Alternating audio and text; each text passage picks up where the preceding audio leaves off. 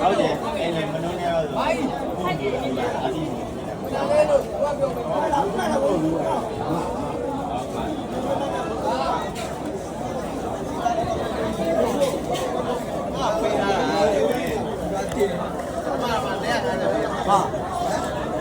မဲလို့မရဘူး။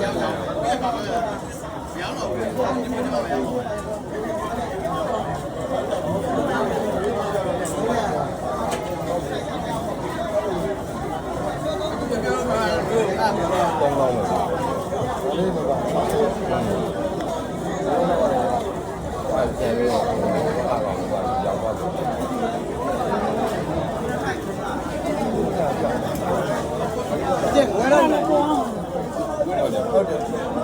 အဲ့ဒါလေး